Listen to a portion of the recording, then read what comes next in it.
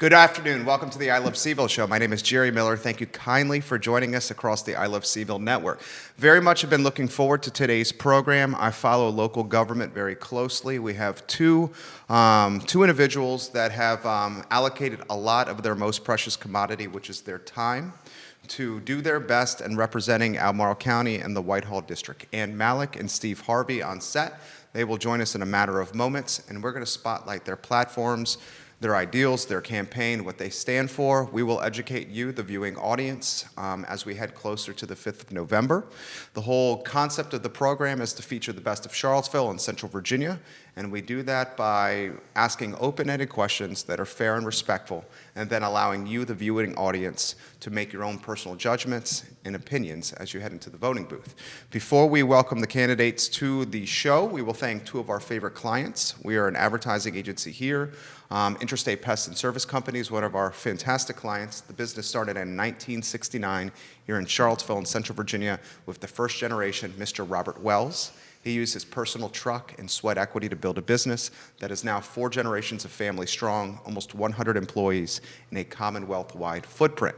We also thank Dr. Scott Wagner of Scott Wagner Chiropractic and Sports Medicine for being a part of our client roster. Physical therapy, chiropractic care, sports medicine. Dr. Wagner is changing people's lives. Judah Wickower is the director of the program. I think it's important to highlight Judah's efforts. Without him, we are unable to do this.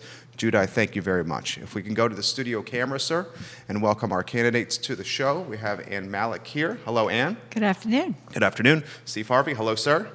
We are going to let's get the parameters out there first.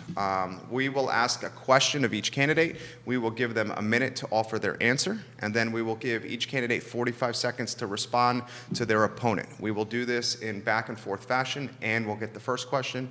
Steve will get the second question. The questions that I have here very much are fair and fit the news cycle and topics that us as county residents, I also live in Albemarle County, care dearly about. We will start with the first question, and ladies first. We will go to Ann Mallek. Your State of the Union of how Albemarle County is doing. We will put you on the clock for 60 seconds. Thank you. Thank you very much for inviting me today. I was very glad on October 3rd to be able to accept this invitation. Well, the sun is shining, and it rained recently, so the State of the Union in Albemarle County is far better than it was just a few weeks ago. And I have very much been enjoying meeting constituents over the last many months, talking about issues that they're concerned about, and look forward to finishing the campaign in that very same way. It's been very enjoyable. Okay, we have 60 seconds on the clock for the same question for Steve Harvey. So the state of Albemarle County it's still beautiful. It's still gorgeous. It's still safe. But there's a lot of concern, there's a lot of worry about growth without infrastructure that's put in place to support that. There's worry about economic development and whether or not there's going to be jobs to support all the people that are moving here. There's concern about the increasing tax rate. It goes up, almost every year. It's just constantly going up. And there's also a lot of concern about restrictive regulations and whether people are going to be able to be as free as they were in years past. And generally, there's a lot of concern that Albemarle County is turning into New England, and people don't like that.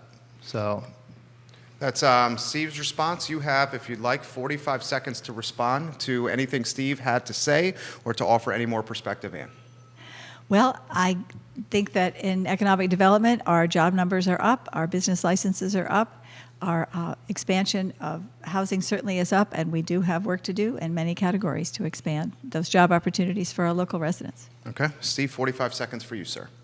Business licenses go up when you add in regulations that require new business licenses.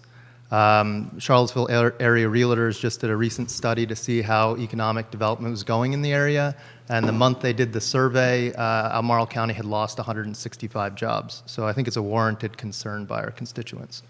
New question coming in. We have every media outlet in Charlottesville watching the show right now. This question goes to Steve Harvey. Steve, there has been one African-American or person of color elected to the Albemarle County Board of Supervisors in the history of Albemarle County, Virginia. If you are elected, Steve Harvey, what would you do to change or influence this? Sir, you have 60 seconds. I might not look it, but I guess I would be the second person of color. My people come from Poland and Puerto Rico. So I think that we see minorities getting involved in politics that are usually in the younger generation. It's really hard to be in the younger generation and involved in the Board of Supervisors because it's turned essentially into a full-time job, but it doesn't pay like a full-time job. $15,000 or $16,000 a year, you still need a 9 to 5. And so if we have a systemic issue where minorities are not coming in, and it turns out that that's the case, maybe we should consider restructuring when meetings take place. Maybe we should consider, just what we can do to maybe get more buy-in from that part of the community. Okay, you have 60 seconds to answer the question. One African American in the history of Albemarle County has served on the Board of Supervisors. And going forward, what would you do to influence or possibly change this? Each January, the board who is elected makes arrangements for the times of meetings, and there's been change over the past several years to accommodate the schedules of newly electeds to make sure that we're offering opportunities for people who are elected to serve. And changing the times of meetings is something the board can do to also make it easier for our residents to participate. Public hearings are always held in the evenings in order to invite participation by as many of our citizens as possible, and that makes it hard, of course, for people who work in the evening, but we do the very best we can and have done. 45 seconds, Steve Harvey. You can respond to what she had to say. I suppose some more, a louder voice emphasizing the fact that that's an option. I didn't know that that was an option. I think that when people look at it, they see that there's a meeting at 1 o'clock, there's a meeting at 5 o'clock. It's these constant meetings coming up, and they figure that there's no way that they're going to be able to work it into their schedule. So I guess being a louder voice, look, if you're considering running, when it becomes election time, we need to announce that kind of thing to get more buy-in. Yeah. And 45 seconds for you to respond. And just as an example of the changes which were made, we moved from, the board changed its view from a 9 o'clock start to a 1 o'clock start in order for people to work a half a day. And also our public input time was doubled. So instead of just at 1 o'clock, it's been moved to 1 o'clock and 6 o'clock on the first and third Wednesdays in order to improve that access. I think anybody that's watching the program should follow that topic closely. One person of color in the history of the county elected to the Board of Supervisors. I find that concerning and not a reflection of the county in totality. We will head to the third question, and we will start with Ann on this one here. And this question is tied to affordable housing and a recent report from the Crozet Gazette. According to this report in the Crozet Gazette, about 20% of Whitehall residents rent homes, and more than 33% of residents in Albemarle County rent homes. Rental prices in Albemarle County range from $1,300 to $4,500 per month, according to the report. There is undoubtedly an affordable housing crisis in Charlottesville, which is clearly creating a similar crisis in Albemarle County. And if you are elected to another term, what would you do to alleviate the affordable housing crisis in Albemarle County? 60 seconds, please. Well, the effort of expanding affordable housing construction is ongoing. And to clarify that there are many reduced or the affordable housing buildings or housing units do not have any proffer fees on them, even for older applications under which proffers existed. So that helps to take that burden away from those units. And retaining the existing affordable housing stock is another very important issue for our neighborhoods in throughout the Whitehall district, which are lived in by people who either built them or have lived in them for a long time, have no mortgages, but have limited resiliency for tax increases. And so keeping them in their homes and helping them to be able to live out their lives in their affordable homes is also very important. 60 seconds on the clock for the affordable housing crisis in Albemarle County. For the challenger, Steve Harvey, the show is yours, sir.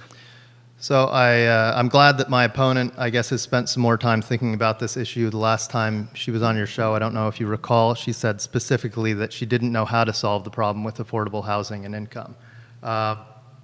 We're talking about proffers. I know that it's not that affordable, but a $230,000 house, I believe, still would have, in some of the areas, an $18,000 proffer applied to it. For the people that are seeking those houses, that's almost a 10%, 8% tax directly to the county, and it goes to the end user. The developer doesn't eat that $18,000. So if you're looking for a $230,000 house, you're paying $250,000 for it. I guess that's probably a minute.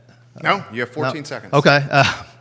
If you can satisfy the need in the higher up brackets for housing, obviously they're not going to keep on building houses that nobody wants. Then these developers will start building houses in other income brackets as well. One thing, point of clarity, and thank you for bringing that to my attention. I will make this noise when we're at the 60-second marker. You have 45 seconds to respond. Thank you. Clarification. Any units under construction that are categorized as the 15% affordable up to the $214,000, which is the affordable value, do not have any proffers, period. 45 seconds to respond.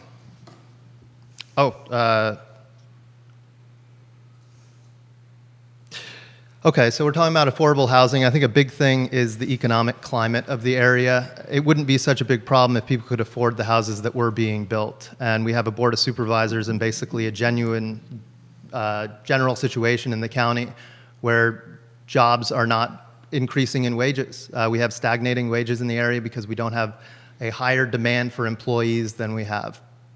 Thank you. Give some more background on this. According to the same report in the Crozet Gazette, a whopping 80% of housing stock in Crozet was higher than the national average. An online service called Area Vibes extrapolated data from housing stock and rental stock in Crozet and gave Crozet an F for affordability based on average apartment rental prices that are roughly $1,300 a month, which is quite high. We will go to another topic. Steve is first. For this question. This one is near and dear to me as a father, young father. Schools in Albemarle County are beyond overcrowded. I think that is safe to say. We clearly need more elementary, middle, and high schools built throughout Albemarle County. However, as we all know, Albemarle County has limited financial resources. Often they are allocated already. Steve, if you are elected, how will you solve our overcrowded schools problem? And to solve this problem, will you push for a tax increase of some capacity? Sir, you have 60 seconds. So I'm going to use this position on the Board of Supervisors to try and bring businesses into the county. We have a culture where businesses simply won't come here. When we get a permit for a tower to go up, it's unbuildable. I spoke with some of the companies that were considering building that tower, and they said no one would ever build that tower. And this is general, not just towers. Any business. I've been spending the last 3 years meeting with business owners in the surrounding counties. Many of them wanted to open up business here in Albemarle County, and they didn't do it because of red tape, restrictions, zoning. It's a gauntlet you have to run through, and that's why we have the 151 corridor that businesses are popping up every single day. Zion's Crossroads is going nuts out there because businesses are fleeing Albemarle County to these other areas when it comes to funding our expanded elementary school, Brownsville, Crozet, Western Albemarle. They've got a trailer park growing in the back of Brownsville, and it's because we don't have the resources to build it, and every single year they increase the property taxes rather than drawing in new business. Thank you for staying under the limit. Well done. 59 seconds. Same question for you. Overcrowding of schools. Where do we go from here? And if you solve or try to solve this, does that mean a tax increase of some capacity? 60 seconds, Ann. I think increasing the business is absolutely essential to be able to meet our financial obligations, no question about it. The growth into Crozet came very, very quickly, and there's no surprise. It's a wonderful place to live, so it is very attractive for young families. The school board has the responsibility for planning and prioritizing which buildings come first. The highest priority in the capital budget going forward is the Crozet Elementary expansion, which will enable it to grow by 200 students and be able to absorb some of the overcrowding, which is currently existing in Brownsville. Redistricting and moving children across town, across a few blocks, will help to balance the schools, and that's something the school board will also work on. Okay, 45 seconds to respond to your opponent. The show is yours, Steve Harvey. So I don't want to dodge this question. A very specific part of it was whether or not I'd be voting for a tax increase, and I will not be voting for a tax increase. If you look at the delta between population increase and the revenue that the county is taking from the population, the two are completely disconnected from each other. It looks like this. You got the population at 1% and you got the revenue up here. It looks like that climate change graph from the 90s. It's crazy. I'm not interested in that. I'm interested in frugal spending, going through the books, looking for anywhere we can save money to avoid taxing our people out of living in Albemarle County. That's what they express to me on a regular basis, is that they go to my opponent consistently, please don't raise my taxes. I can only barely afford to live here in the first place. I'm going to have to move out of the place, just like people keep on shedding from New England down to here. People are going to be leaving here to go down to Nelson, and it's unacceptable. 45 seconds, Ann. There are financial resources and money which is needed to operate local government, and citizens understand that and understand also that our budget process is open and transparent, and we do go through, the board goes through every element of our expenditures every single year, beginning in the fall. So I don't think it is accurate to say that we're not being as frugal as possible. Our government is, local government is lean and effective. But we do have to understand all the different ramifications of the growth that we have had, and also the fact that the state has not lived up to its own obligations. In 2009, the state cut the per child payment for students in school by $600, which sounds like a small amount until you multiply it by the 12,000 students. $8 million per year for the last 9 years we lost. Thank you both for the insight there. Can I give an additional rebuttal there? I don't think my opponent actually answered that question about tax increase. We will move on to another topic here, please. And the next question that we have is something that's near and dear to a lot of people, especially those that live in the western part of the county. This is tied to traffic. Ann goes first on this one. Traffic issues in western Albemarle County. If there's an accident on the bypass or Interstate 64, we have standstill traffic. There's also traffic issues in the morning as parents are driving their children to school. This is something that is getting worse as schools get crowded. If you are elected to another term, and what do you do to alleviate traffic issues in the western portion of the county? You have 60 seconds. Continuing on with the work that has been ongoing, working with the school department, VDOT, the police department to make sure that traffic light at Western Albemarle is actually functioning instead of being shut down to be run by the sheriff in order to facilitate the school movement, has been a big improvement over the last year. And we also are continuing to work on all the different transit opportunities as well as roundabouts at the major intersections, which are contributing to take away the backups, which are contributing a lot to our congestion. It is a fact we cannot control right now locally. That 64 is our major commuter route from the valley to the university and to the city of Charlottesville. When there is an accident on 64, as happens frequently, people do bail out to go to all different routes within the western part of the county. And so traffic enforcement is also something, as well as development of transit, that needs to happen to reduce the impacts to our local area there. Thank you. Steve Harvey, you have 60 seconds on the traffic issue. So on Monday, we did a debate at the Crozet Library, and my opponent said that infrastructure has been neglected for a generation. And I pointed out that my opponent has been on the Board of Supervisors for almost 12 years at this point. And I don't know what a generation means to each of you, but a generation is about 20 years. So the majority of that generation, the infrastructure was neglected, was under her watch. When we're talking about roads, we're talking about a recommendation list that goes up to VDOT each year. The Board of Supervisors votes on it. The constituency from out in Crozet, Whitehall in general, are constantly complaining that Crozet is at the bottom of that list, and their representation is voting yes on that every single time. I'm going to give some time here. Would you like to rebuttal on this? This is something that's near and dear to people's hearts. I'm seeing the feedback from people watching. Absolutely. The opposite view also exists in the other 5 districts called Crozet fatigue, because their perception is that Crozet has gotten all the money for the last 15 years. Jarman's Gap was on the list from 1988 and was completed in 2012 and has provided much safer access to town with sidewalks and bike lanes finally. The Lick and Hole Bridge is now at number 1, which is beginning its engineering and location study with local dollars so that it's ready for the next round of revenue sharing with a firm price. So those I think, are 2 very important elements which have been accomplished that were the highest priority in the earlier master plans and to benefit the community. Okay, 45 seconds, Steve Harvey. So I'm seeking to represent Whitehall and Crozet. Whitehall, the district, and Crozet, the town within it. If the other areas have fatigue, that I don't care if the other areas have fatigue. We have serious problems. 45 minutes of traffic in what should be a rural area. This was zoned high growth over a decade, 15 years ago or something like that. We've watched thousands of houses get built. The traffic gets worse every single day. And my opponent is voting yes on the list going to VDOT. We want a voice out here. We want somebody that's even willing to buck the system. I don't need to be friends. You need to work with the other supervisors, but you need to be friends with them.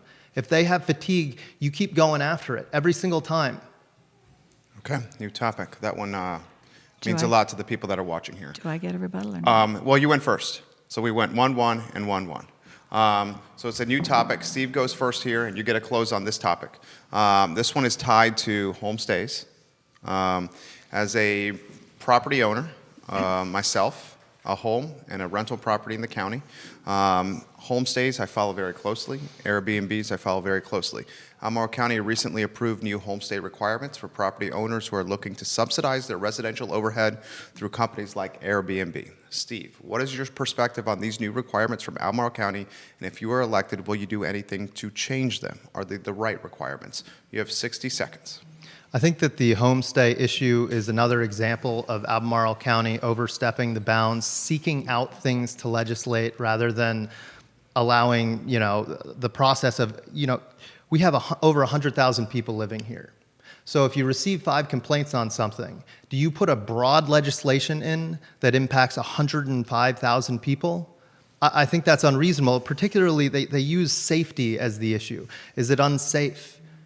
Where are these safety complaints? There's like 3 complaints, and I think I heard that, people aren't filing them. Then they're not a safety complaint. If they're not actually worried, if they're not going to the police over this, it's not a safety complaint.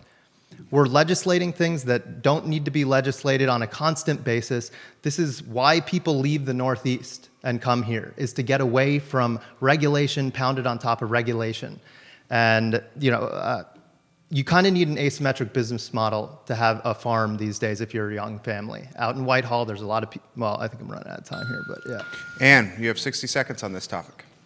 Citizens have been concerned for years about commercial enterprises in the residential zoning districts throughout the county, both in the growth area and the rural area. And that was the origin of the research about this issue.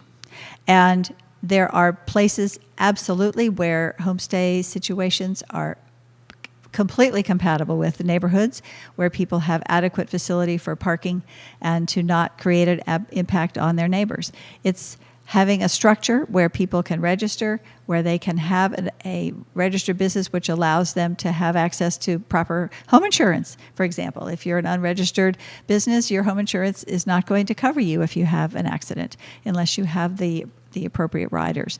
The support structure is important also for the leveling of the playing field for all businesses, for our bed and breakfasts, and to make sure that the proper guest taxes, which are collected at state level, are actually provided to the locality. Thank 60, you. no, let's go 45 seconds here to rebuttal on what Ann had to say. You're on the clock, sir. So we were talking about the economic situation in the county, and the Board of Supervisors keeps on throwing this thing at us called the number of registered businesses. And you just heard it from my opponent there.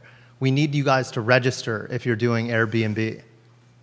Of course the number of registrations go up because we're demanding everybody register things that have been happening for years, and we're saying, oh, you better, and the way they say it too, if you don't register your business now, then it won't be approved later when we put in more restrictive regulation. In the last debate, my opponent said this is just the first step in regulating Airbnb, and that's what you can expect. There's always a next step with this Board of Supervisors. 6 people voting the same way, thinking the same way, is the pathway to just completely overburden some regulation. 45 seconds to respond, Ann.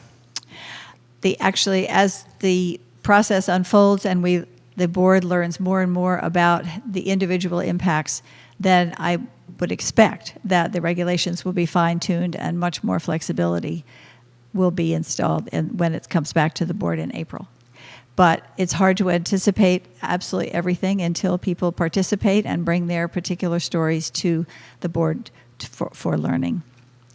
And there's been great debate about this already. It's not all people agreeing about going forward with this. It's a hot topic for sure. It is a hot topic. We will move on to another one. Ann goes first on this one. Frank Stoner's Barnes Lumberyard Project.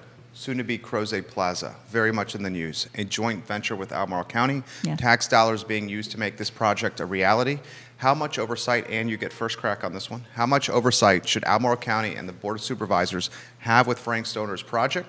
What is your expectation for Frank Stoner and for the work that he's doing in the heart of Crozet? You have 60 seconds, Ann. So the rezoning process, which has just been completed in August, has a tremendous amount of oversight as far as expectations, performance, and this project came in under the former rules before 2016. So there are obligations of roadways to build, sidewalks to build, amenities to build. In addition, for the very first time, or early in the process of county investment, Albemarle is investing a small stake in the development of the plaza, which will then be paid back by the increased taxes collected from the businesses which are built around there. It's called the TIF. And what our research has found is that developers do not have the ability financially to finance a public amenity. That is something that communities all across the country use as their contribution to jumpstart a development of this sort. So the county is investing in a small part of the plaza so that, and it is protected through all sorts of financial vetting through the State Department of the Economic Development Partnership at the state. 60 seconds for Steve Harvey on the heart of Crozet, Crozet Plaza, Barnes Lumber Yard, and Frank Stoner's development. So, you know me, I'm generally a free market guy. I like the idea of bringing in business revenue to help support the schools and whatnot, and generally freedom. But the complaint and concern I'm hearing from a lot of constituents in Crozet and the surrounding area is that putting a big hotel in an area that already some people spend 35, 40 minutes just trying to pull out of their driveway to get on the road to go to work. If they leave at the wrong time, it's over. They just decide they're going to be late. They call in. And so putting a hotel there where maybe a hotel closer to 64 that wouldn't impact the entire area would have been a better idea. I wasn't in those planning sessions. I wasn't in those conversations. But that's the concern that's coming to me from the constituents in Crozet is this the great place for a hotel? Do we need another 100 cars here? 45 seconds to respond. The details of the various uses in J.B. Barnes have yet to be identified firmly, but I have heard over the last 3 years that a small hotel in the 45-room size was what was being recruited, and the owners might be interested. There's also another location at Old Trail, which got as far as building permits, and then the financing did not come through. So that is also on the plans, and I think there'd be room. Certainly in the market, from the market study, there were a shortage of 100+ hotel rooms in that region when the tourism overlay was established several years ago, about 6 years ago, actually. That covers the whole Crozet growth area and allows different state policies and state financing to happen. 45 seconds to counter. So once again, approving further hotels in Old Trail or downtown Crozet, the constant concern coming from the constituency in the area is that we already have too much traffic. If we're going to approve these kind of structures, the infrastructure has to come in immediately. We can't keep sending up a list to VDOT each year that has Crozet at the bottom of the list and then approve additional hotels and stuff like that. Unless you're going to put the hotel right next to 64 so that the people that already live in this area are not further impacted by this horrific traffic. If you've ever been out there, Jerry, it's ridiculous. I mean, 35, 40 minutes almost every single morning and every afternoon. We have reporters from both TV stations, from the Daily Progress, from CVille Weekly, and from the Crozet Gazette online right now. A number of people are asking how they can ask questions, whether I will take them. I have a list of 15 questions that are very pertinent that I'm going to get to. Yes, I will take your questions if they're respectful and if we have time following my 15 questions. Put them in the comments section of any of the 12 Facebook pages you're watching the show on. We have a new question to get to. This question, Steve goes first on. This is tied to Route 29. Route 29, very much like I-64 and the bypass in western Albemarle, Route 29, northern Albemarle, is a log jam. It is turning into an aggregation of strip malls, chains, and something that I don't think embodies the essence and character of Albemarle County. Steve Harvey, if you are elected, what do you do to improve Route 29? Sir, you have 60 seconds. Well, giving the people the freedom to build as they see fit and to serve the interests of the people in the area. I am a free market guy, and I have to say, as somebody representing or seeking to represent the Whitehall constituency, that's where we want that kind of growth to go, is in 29, and not further out into Whitehall and into Crozet. I am concerned about the infrastructure on 29. As the traffic gets worse and worse along that corridor, people do end up trailing out into the rural area to try and avoid it. We have dirt roads on there that people are driving 35, 40 miles an hour on that are not built for that. Giant dust storms are just off of 29. There's a route right there by my house.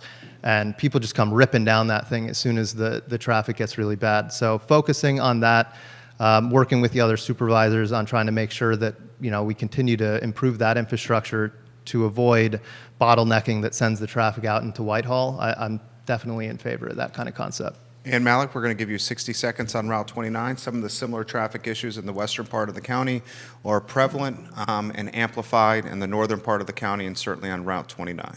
Route 29, congested, changing quickly. If elected for another term, what do you do with Route 29?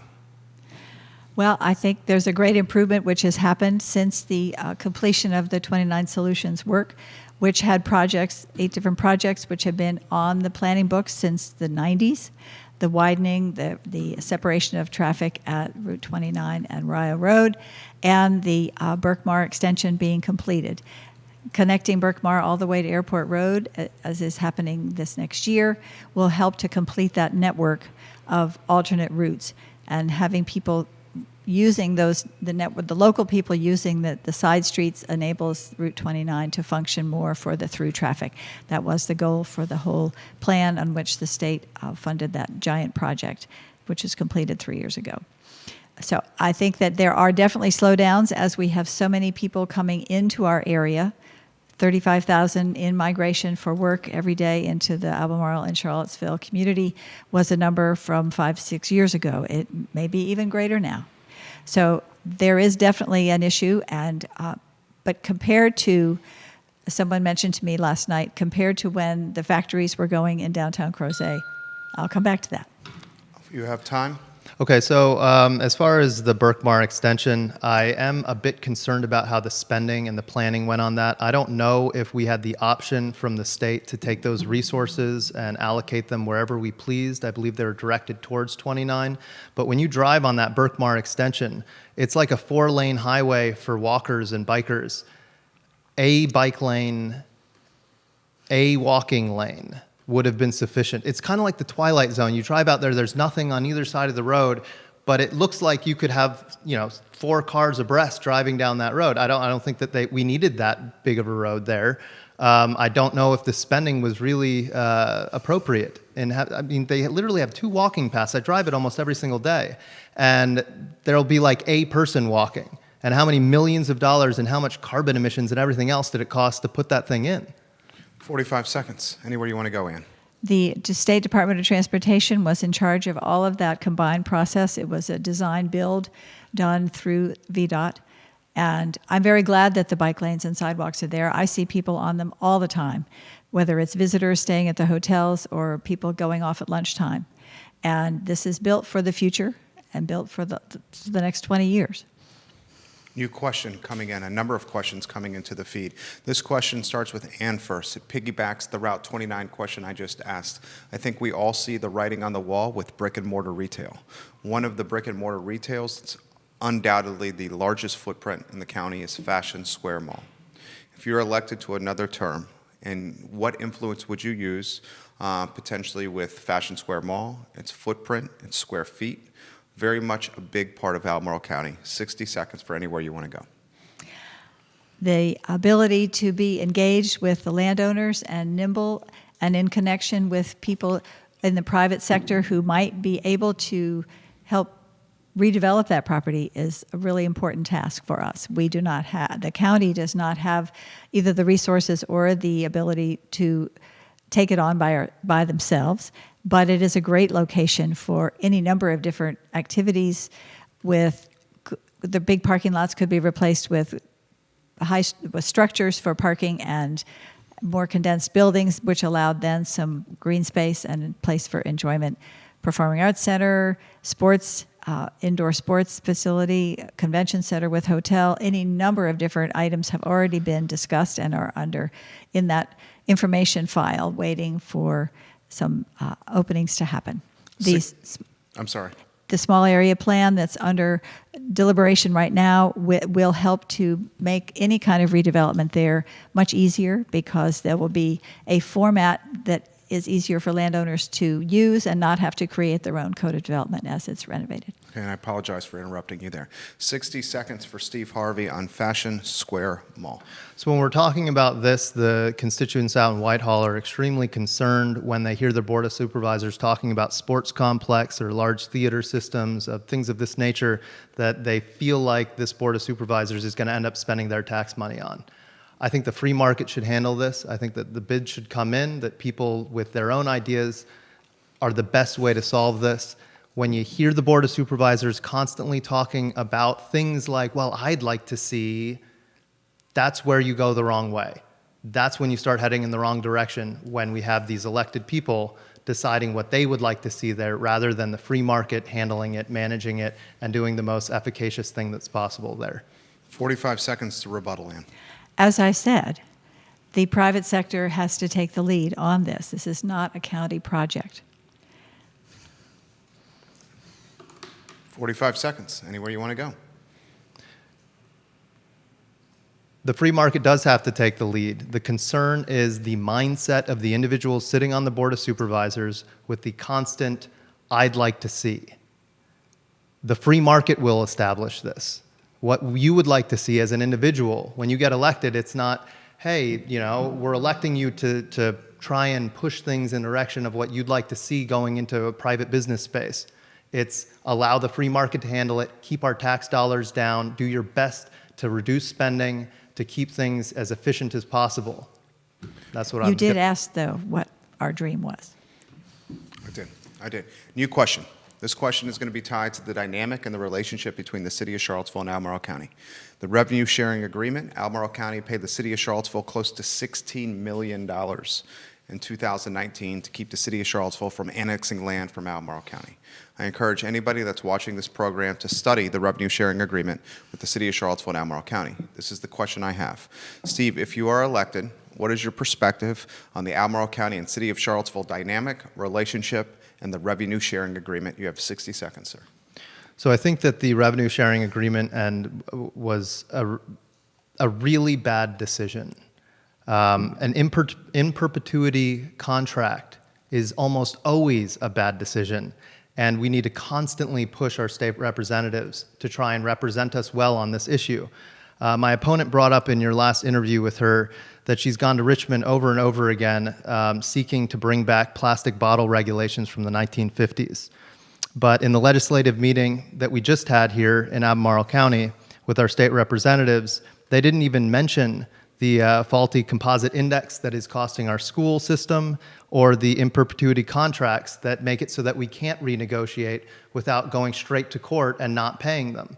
So we need to have representation at the Board of Supervisors level that is going to go to the state on a consistent basis, not to seek new taxes for tobacco, not to seek new statute regulations or giving us permission to rip down statues, but to get money for our schools through the composite index and to get rid of this in perpetuity contract. 60 seconds, Ann Mallek.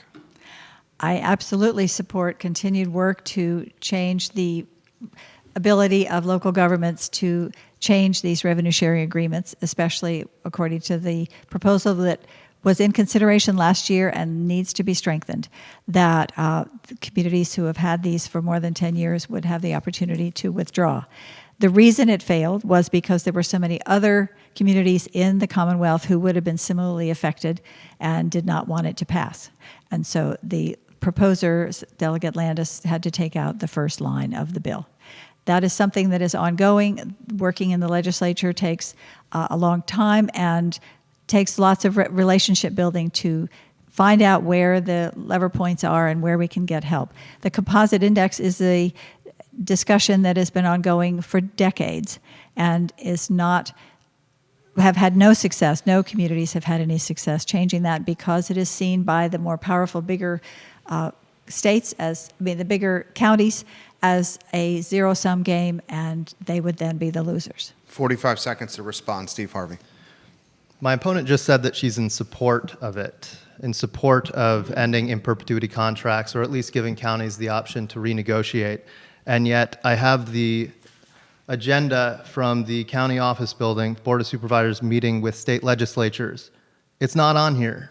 You're the one that helps put this list together. It's not on here. When I talked to our representatives from the state and said, what do we do to fix this? Because people have been talking about this for years.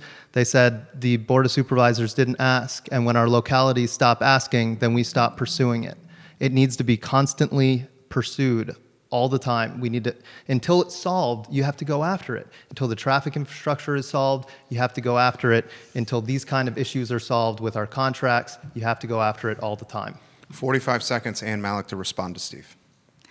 I am going after it, and will continue to go after it in all of those different issues. Worked with Delegate Bell, worked with Delegate Toscano, worked with Senator Deeds and Delegate Landis and Senator Hanger over and over again on many different issues, from the composite index, taking into account the land use valuation that we have, which creates an erroneous amount. The ability to pay affects how the county's budget is perceived in Richmond.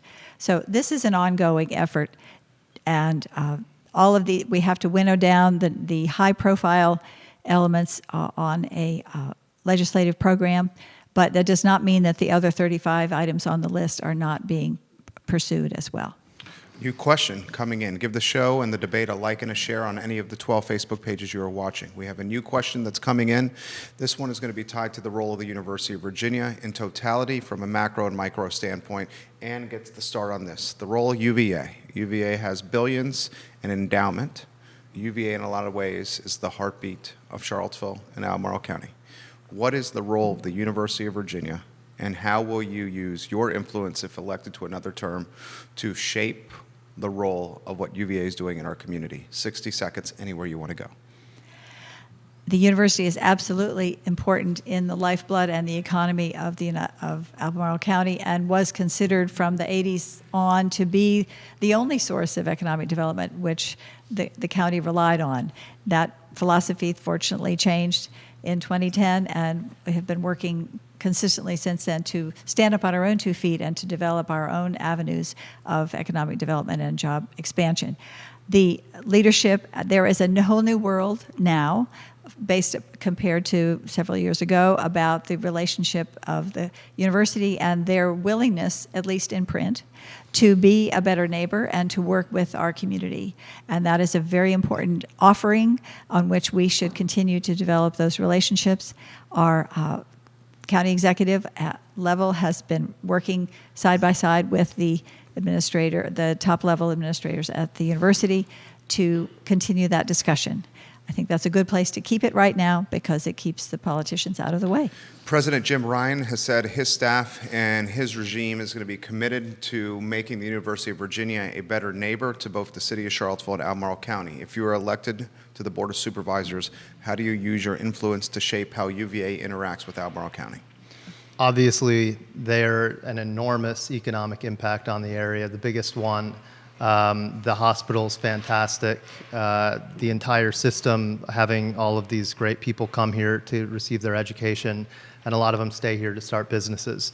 Anything we can do to maintain that is fantastic. I do get concerned when the Board of Supervisors is wielding their power to pursue their interest. I have an email from my opponent. Today, UVA canceled any deliveries of any material from the university to Hidden Fox, period. I spent the morning on a serious warpath today. This was a FOIA-requested email for a project that was going out for one of our constituents here, Philip Johnson.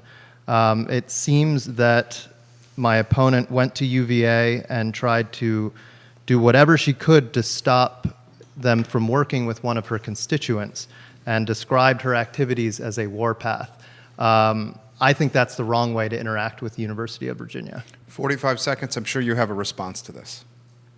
citizens in the county had concerns and reached out to me about what was happening. That the trucks, it was the same time that there was concern about where all the materials, the asbestos and that kind of thing from University Hall was happening. The discussion that county staff had with the representatives, the project managers at the university, helped to clarify those issues. And the university person reached out to me to say that there was so much controversy right now, and until the notices of violations were completed and the permit was, everything was straightened out with legal, then they were going to stop until the business was ready to go. 45 seconds, Steve. This is a mindset. My opponent is thinking of warpaths. Her fellow supervisor, Rick Randolph, regarding this, said it's time to bring out a drone. A picture tells 1,000 words when referring to Hidden Fox Farm. And anybody who's a fan of the Constitution, I took an oath to defend it, knows that that is a breach of the Fourth Amendment to the Constitution. When that email was sent to my opponent, she did not respond. When I am elected to the Board of Supervisors, any kind of breach of privacy like this, it's not going to be just roll off the shoulders. I take that sort of thing very seriously, and so should you. Anybody watching this, completely unacceptable. This is the sort of thing that, it's hard to bring up an opponent here, but Rob Schilling talked about his first, I'll mention it going forward. Okay, we have a new question coming in. Steve goes first on this question. This question is going to be on the Dillon Rule. The Dillon Rule undoubtedly impacts the autonomy of local government. The Dillon Rule in Albemarle County and the Board of Supervisors. I'm going to start with 60 seconds with Steve Harvey. If you're elected to the Board of Supervisors, what do you do from a Dillon Rule standpoint in relation to Albemarle County? Okay, so just to finish what I was saying, Rob Schilling, and then I'll get to the Dillon Rule here. Rob Schilling said that his first meeting, closed session meeting, when he was elected to the city council, within 5 minutes they were talking about things they're not allowed to talk about. He leans over to the city attorney, and the city attorney said, yeah, they're not allowed to talk about that. That's the kind of activity we have right now when you have 6 members of the board that think the same. They all have a very urban mindset when it comes to legislation, and we just can't have that. Our representatives for the rural areas need to be representing rural concepts and ideas. As far as the Dillon Rule goes, generally I would be for laxing it, removing it, giving locality as much freedom as possible, but when I hear about what they want to do with it, they're talking about restricting Second Amendment rights. They're talking about increasing or producing their own taxes on tobacco, which is just going to drive further businesses out of the area. So I get really concerned when you're talking about using it in that way. The Dillon Rule, 60 seconds. The show is yours, Ann. Counties are the creation of state government, and they do give the county the authority to operate, and that has been historically the basis on which local decisions are made.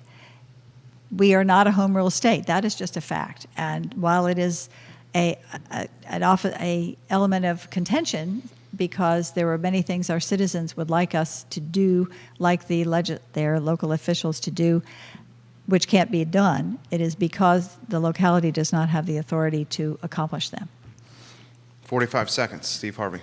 Once again, if you look at what the current Board of Supervisors is interested in doing with laxing of the Dillon Rule, it makes me really concerned. Tobacco taxes, statue removals. We're already paying for the lawsuits that the city of Charlottesville is doing with their lawsuits to tear down these statues here. We're already paying for it through the revenue sharing agreement. We don't need to be bringing these problems from the city that don't exist in the county right now out here, and that's what they're looking for when they're talking about the Dillon Rule. If we were just talking about freedom and they were going to be using removal of the Dillon Rule for freedom, then absolutely I'd be on board with it. But they're talking about making things more restrictive by getting rid of the Dillon Rule. That's what you have to keep in mind when they talk about it. They're not talking about freedom for you. They're talking about freedom for the county to restrict you. 45 seconds. Ann Mallek. What we are talking about is bringing more decisions into the local arena where the citizenry who has the closest attention to the people making the decisions would be the most appropriate place for those decisions to be made. We have a new topic coming in. This question, there's a lot of people watching right now. This question is going to be tied to commuter trains and the jaunt bus in Crozet. Ann goes first. You have 60 seconds on this topic. Jaunt bus making a positive impact from what I'm hearing with many residents in Albemarle County. Some have asked for a commuter train. How do you leverage, if you are elected to another term, how would you leverage your position and your influence to possibly improve public transportation around Albemarle County? You have 60 seconds. This is a long-time interest for me. I began on the Citizens Advisory Transportation Committee in 2000, and in the early 2000s was working with connections, new bridges, and also with the expansion of light rail onto the CSX line, working with the short line, the Buckingham Branch Railroad.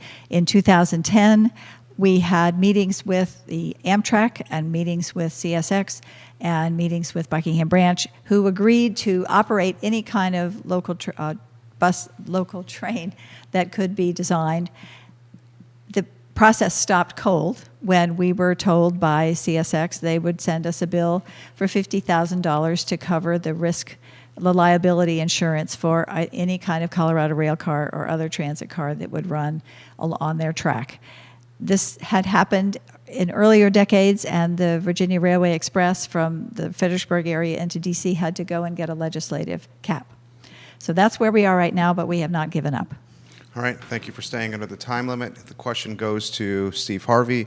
If you're elected to the Board of Supervisors, how do you leverage your position and your influence to improve public transportation throughout Albemarle County? I think bringing jaunt out to Crozet was a fantastic idea. I think we need to expand that. We need to do whatever we can to support them in that. We need to increase the awareness that it's going on to get as many of the cars off the road as possible until the infrastructure can recover and get to the point where, I mean, maybe just keep it going even when the infrastructure has improved. It's better to the environment anyway. So absolutely, I'm down with jaunt. A commuter train, honestly, it sounds really expensive. It sounds really expensive. If the buses are 2/3 full, which is good, and they love that's a really good number for them, I don't see filling a train. I would need to see substantial studies showing me the efficacy of that. So I generally right now I say no on the train, but keep looking. And if when another whole bunch of houses get built out in Old Trail, we can keep on surveying the constituents out there and see if they'd be interested in moving that way. 45 seconds to respond, Ann. Yeah, I would agree that jaunt has been very successful, and they're actually working on developing a connector loop that will link the west and the east routes together and also be available to move people around in Crozet as their expansion happens. We also have the opportunity, we're the testing zone, the pilot zone for the autonomous shuttle that Perrone Robotics has launched, and jaunt is also working with them in the Smart Mobility LLC to develop all those actions as well.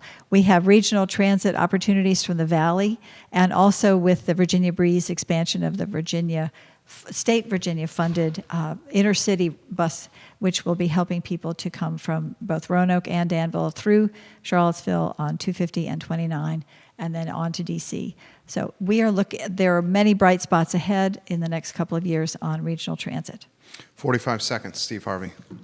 So the automated, I was just about to say, Ann and I finally are really agreeing on something here, but then she brought up the automated transit, and I have to say once again, I know I'm starting to sound like a broken record here, but they're having problems, I believe, with doing the automated transit due to the lack of cell phone service and lack of 3G out there. And the Board of Supervisors recently approved a tower to construct at Western Albemarle at 80 feet rather than the required by the business that would put it up of 120. Western Albemarle is in a bowl. 120 feet is not destroying anybody's view. I don't know why they selected 80 feet, but nobody's going to build it. And so unfortunately, nobody gets that service, and we don't get our automated test system to try and bring automated transit. New topic. Steve is first on this topic here. This topic is tied to growth. No growth, strategic growth, in Albemarle County being developed. This is a hot topic. I'm going to allow you guys to go in any direction you want. No growth, strategic growth. Why is so little of Albemarle County being developed? Should more of it be developed to accommodate the affordable housing crisis? 60 seconds, anywhere you want to go. So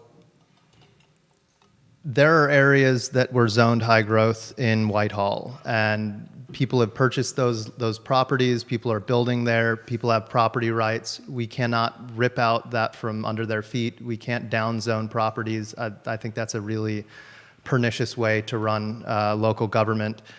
So as far as stopping the growth that you already see going on out there, I don't believe that there is an ethical way to do that.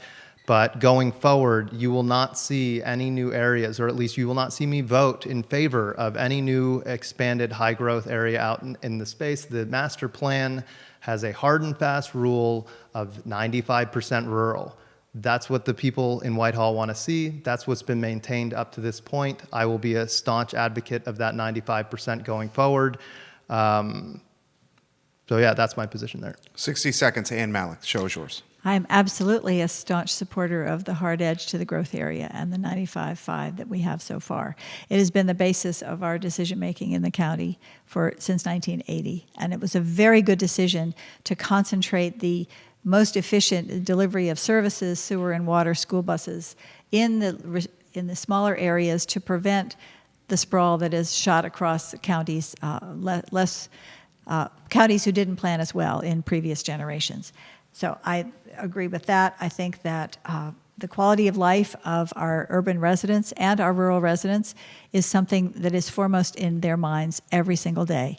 And it is painful to longtime residents to see the changes that have come to their sleepy little communities as the implementation of the master plans has come forward. And that is the reason why the every 5 years update of the master plans is so important, because this is how the community members evolve their thinking, and new members get to participate, new residents get to participate, and come up with a vision for the next 5 years.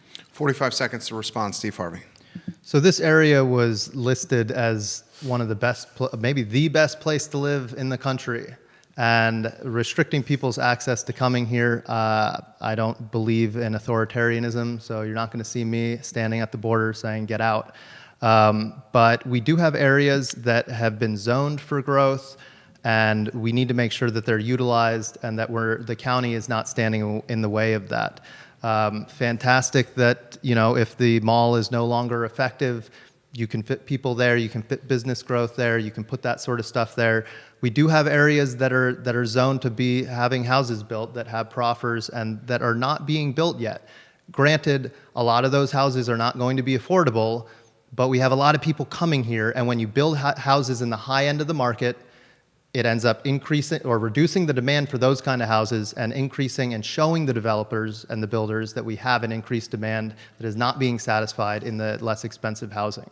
45 seconds, Ann Mallek. We have seen in the Crozet area nimble builders who, when the financial crisis came along and the jumbo loans were no longer available in the 2009, 10, 11, 12 category, they very quickly changed their plans to be building many more small units where owners were able to get financing and able to move in. And that has generated a whole new neighborhoods of very attractive and very desirable smaller units, and it's really changed the whole complexion of the neighborhood there at Old Trail. Okay, thank you. A lot of questions coming in. I have two more on our list, and then we will get to a couple that have come in that meet our criteria of respect and pertinence with what's going on. This next question is for you. All right. This question and topic was recently something that the board had to deal with, and it piggybacks on the growth question that I just asked. The residents of the Glenmore neighborhood and eastern Albemarle County were vehemently opposed to Frank Bailiff and Southern Development's proposed neighborhood near Glenmore. We need more housing in and around Albemarle and the city of Charlottesville. Should Albemarle County have done a better job of prioritizing Bailiff's project to help alleviate the housing crunch? You can go anywhere you want, 60 seconds. The concern that the eastern county neighbors had was that their master plan was adopted by the board, which said that the infrastructure improvements to 250 needed to precede any more high-density applications and rezonings out there. So that is the prehistory on which their concern is based. There may be ways that the applicant can provide for transportation infrastructure, which will help to resolve some of this. It has come to the Planning Commission, but it has not come forward to the board yet. I know that they're working very hard to see how they can meet the requirements that the community has. We'll wait to see. Okay, 60 seconds, Steve Harvey. So unfortunately, I'm not really familiar with this issue. I guess I can talk to Mike Callahan. I bet he's brushed up on it. I've done my best to familiarize myself with the specific problems facing the Whitehall constituency.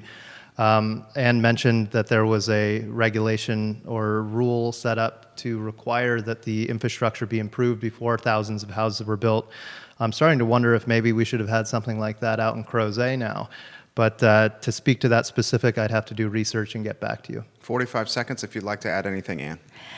Actually, the implementation and the master plans, both in 2005 and 2010 in Crozet, did have concurrent infrastructure as part of their guiding principles. So there absolutely is a desire for having all that infrastructure done at the same time or before. It is always a better idea, but during the financial terms that were visited on us, on the community, they did not happen. And we're working our way through all those elements now. But this is an important argument, and it will be a test of the master plans going forward, of whether the local government actually pays attention. Do you want to add anything? Well, if that's the case, Ann, it sounds like you guys kind of let it slide then and maybe made a mistake. If that was the plan to begin with and the market changed and the economy changed and then changed again, I think we would expect our supervisors to be a little bit more nimble than that to make sure the infrastructure still goes in before the houses get built. We have one final question from my list. Steve's first on this one. Then we'll take a handful of questions from the viewing audience. This question, Steve Harvey starts first. November 5th, right around the corner. What separates you from your opponent, and why should voters check your name on the ballot box on November 5th? Steve, you have 60 seconds. So what separates me from my opponent is that when we left this area, when I was a small child, my dad got stationed in Germany and then various other locations. Everywhere else we went, I always compared where we moved to here, because this is the favorite place I ever lived. 20 years later, when I got out of the military, I had an injury, and the military let me move anywhere I wanted in the continental United States. And it was an easy decision. I wanted to come here. I wanted my kids to live here, have the same beautiful experience that I had as a child. We came right back here after I was able to have the freedom to live where I wanted.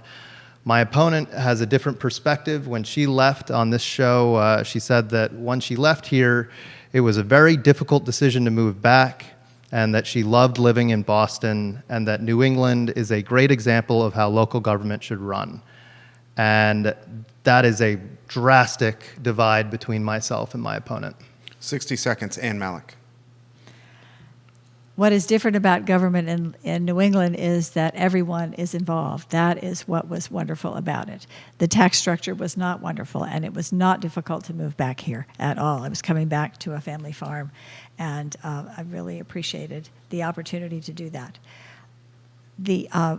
Having a regulation structure provides consistency for businesses and security for residents, so that they have a confidence that making that major investment in a home, they will know a little bit about what's happening in the future. That is the basis of our local government, and having engagement with our citizens is incredibly important. To be welcoming to different views and listening to different perspectives and building all those together into one view is a really important element. 45 seconds to respond. Well, Jerry, I'm honestly a little confused now. This is a direct quote from my opponent. It was a very difficult decision to move back. Those are her words. And now she's saying it was not a difficult decision and that she wanted to move back. And so I guess I'm confused. We've had problems of this nature where whoever my opponent is standing in front of, the answers are what they would like to hear. And I guess I would just put that back. Did you or did you not say it was a very difficult decision to move back to Albemarle County? You have 20 seconds left. Would you like to use them? I'm done with that. Okay. Your chance to respond. Since I don't remember the context, Amherst, Massachusetts was a lovely place to live, and it was fun. So from that regard, we were leaving one wonderful place and going to another one. Okay. But I don't remember the context that you're referring to. Okay. We now take some questions from the viewing audience. We will take a couple that are pertinent to what's going on in our community, and you have the first at bat on this question. Statues, City of Charlottesville, very impactful of this community. Statues in totality, Albemarle, City of Charlottesville. Your opinion on what to do with the Confederate monuments around our community. 60 seconds, anywhere you want to go. The statue at the Albemarle County Courthouse is absolutely covered by the state law that was passed due to the time that it was built, and I have no interest in meddling with it in any way.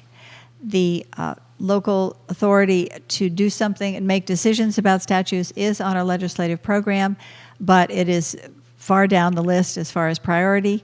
I personally want to see context added, if necessary, to the existing statues in order, that's been my suggestion to city councilors over many, many years.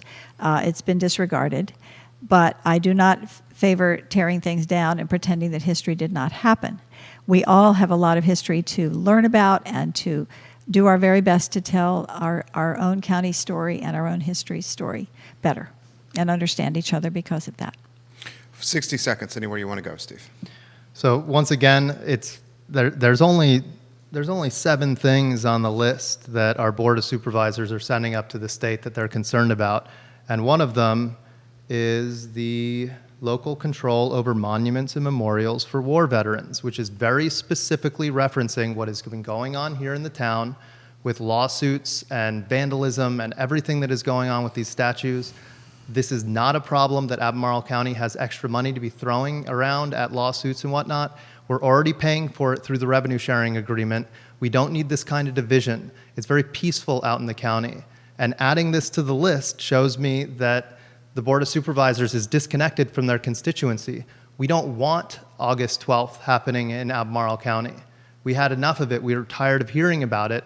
And for them to put this on here just shows how disconnected some of these representatives are from their constituency. 45 seconds to respond, Ann. The authority being sought is to have the ability to add context and tell the better story about our monument. We are not permitted to do that even right now because of the interpretation of the current law. 45 seconds. I think if you wanted to give freedom to an area, I'm just spitballing here. I don't know. I honestly don't think it's something we should be getting into. We have way too much expensive stuff to be working on, and our budget's already completely out of control. So if I was going to be candid and just spitball here, I'd say obviously context is nice, but I'd like to see a referendum on any locality that was interested in doing something like this. Anytime it's just the politicians making a decision like that, you're going to end up with a really bad decision. If Charlottesville is going to push for changes to the Dillon rule so that not changes to the Dillon rule, but I'd like to see a referendum out of the Charlottesville people. I don't think that they're going to vote to remove this stuff if you did that. I'd like to see it go right back to the people and have some democracy if they're going to make those decisions. 2 questions left, and we'll get you guys out of here. It's been a fantastic debate. We appreciate your time here. It's 1:40, so we're 70 minutes in, and you guys have done an excellent job, both of you. This question comes from the Charlottesville Climate Collaborative. Steve, you start first on this question. What role does climate change play in local government? Does either candidate support the new Green Deal? You have 60 seconds anywhere you want to go. I am adamantly opposed to the new Green Deal. I don't think that global climate change is the purview of local government. I think it's expensive. I think that the science is a very difficult thing to suss out. It's been so politicized at this point that people are just fighting for it because they like fighting. I think that we need to be very careful with our environment. We need to be constantly conscious of pollution and water safety and soil safety. At least maintaining that the area has clean water, clean air, clean soil. The best people to do that are farmers. The farmers are the original conservationists. Their livelihood depends on it. They have the most vested interest that they pass that soil or they pass that land onto their family or they farm it for 50 years. If they destroy that land through over-farming or pollution or anything else, their lives are the ones that are impacted. Question is for you. 60 seconds, Ann. Thank you. I do very much believe in every locality, every family taking the baby steps that they can to conserve resources, to conserve energy, and therefore all of us are reducing our own contribution to the situation. I do think that the term New Green Deal has been completely politicized and takes us out of the frame of what each of us locally should be doing. We have already invested, the county has made improvements in the efficiency of its own buildings, has installed solar panels which have reduced the utility need, and those kinds of examples and encouraging businesses and local residents to participate in the same types of activities are where I think we should be going. 45 seconds to respond, Steve. So Thomas Jefferson Soil and Water, fantastic program. I totally agree with utilizing them, supporting them, bringing them in. They're the ones that keep the water clean, helping people know where to put in fences, where the best place is.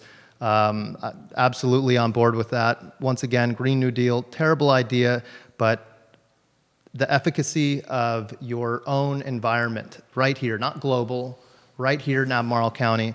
We've got cars sitting parked with their engines on for 45 minutes right outside Western Albemarle every single day. That's something we can do to reduce carbon emissions and save the sanity of the people that live out there. This is reasonable environmentalism that you can talk about. When they put in the climate board, we have a climate committee, and it should be called the, well, I'm going to run out of time here, but I'm going to try and run back to that in a minute. 45 seconds to close on the topic. The show is yours, Ann. It is interesting that I've been working with school operations for years to try to reduce the amount of driving that goes to our schools, and it is a combination of bus routes and time and parents wanting to have their children spend less time on the bus that therefore gets them encouraged to drive their children to school. But that has really compounded many, many issues and caused expense. So these kinds of decisions are very much interwoven about the traffic and energy. I wish that Albemarle County had the ability to have, through the Dillon Rule, to have no idling ordinances, for example. I think that's something that would be very helpful to all of us for our air quality as well as the health of our environment. Okay, this is the final question. Thank you guys very much for your time. This one is from Ginny Moore. It's a good question. And I believe you have the first at bat on this one. Oh, okay. As a resident of the Crozet growth area, how will you represent me and growth area residents if you're elected to another term? 60 seconds. I will continue to be extremely engaged with the citizenry of the Crozet growth area, as with the citizenry of the entire Whitehall district, but to be encouraging their participation in the master plan redo and in their always involvement in the discussions of the decisions which affect their community as a whole. There is not agreement ever on all topics, but the more people speak to each other and understand each other, the better off we will make, the better decisions that our local government will be able to make. The same thing goes for our rural residents and their continued involvement in improvements in traffic infrastructure and public safety questions, whatever questions they have. It is a little harder to reach some of the rural residents because they tend to be busy and minding their own, taking care of their own rules. They're often say that we take care of everything except we want more public safety and to answer what about our needs? I agree with that.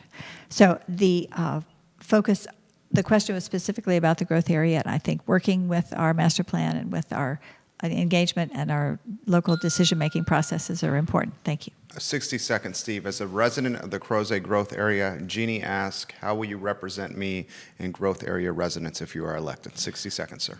So the people in the growth area and the people in the old Crozet share a lot of interests, but specifically the people in Old Trail in the growth area, their only the biggest complaint constantly, there was the infrastructure with the school a little bit, but it is the traffic, it is the infrastructure. And my opponent admits that it's been neglected for her entire tenure. So I will fight. I do not mind, making people feel bad on the Board of Supervisors and voting no on their plans and standing up for the people of Crozet. We cannot keep sending lists to VDOT with our representation from Crozet and Whitehall's signature on it, with the yes on it, that does not represent these people. That's your voice. That's your real voice. Is her vote, is my vote when it comes to these issues. If you don't feel like you're being represented by a yes vote on that VDOT suggestion list, if you're sitting in traffic every morning thinking about why you're sitting there, there's your reason. Your vote was yes. You have 45 seconds to respond. The reason that the bridge that is on the top of the list is for Lick and Hole between Crory Farm and Westlake is because it will create a third north-south connection. It has been needed for a long time, and the finances have not been there. But one of the major investments is to increase the budget for the transportation revenue sharing for the very first time, and that will allow more than one project to go forward at a time.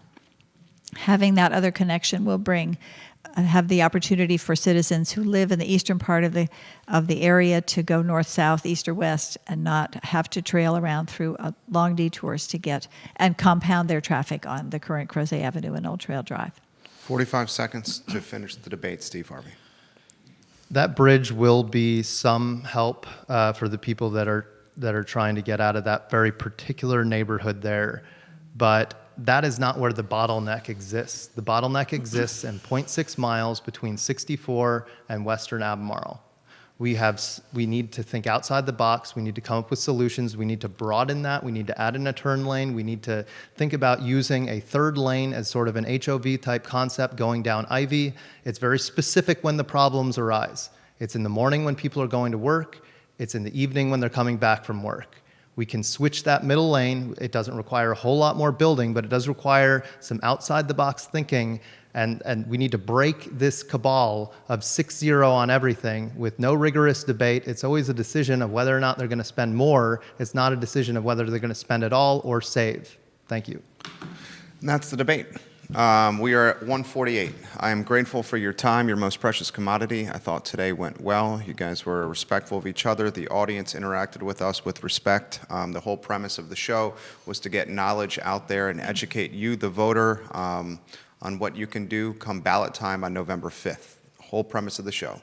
We're not supporting either one. We're just putting knowledge in the ecosystem and using social media for a positive to help you be more informed from a voting standpoint.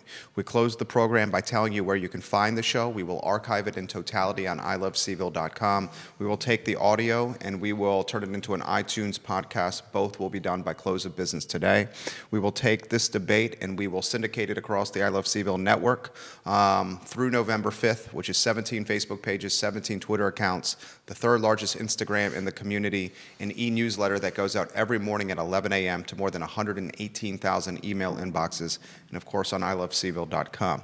I close the show the same way every time by asking everybody that's watching to please embody the golden rule. I do not make this about religion. I make this about treating people in your life how you want to be treated yourself. It's the golden rule. I think Charlottesville, Albemarle County, Central Virginia, the Commonwealth, and Lord knows the country needs the golden rule more than ever. My name is Jerry Miller. It's the I Love CVille Show. Enjoy your afternoon. Great job. Thank Great you. job, Jerry. Wonderful. Thank you. Appreciate it. Fantastic. Thank you. One more thing we got to do is take the photo to package it together. Did we get the best numbers for the Jerry Miller Show? I think it's certainly up there. The debate we did with the Dems for City Council, that one was pretty big too. Yeah. You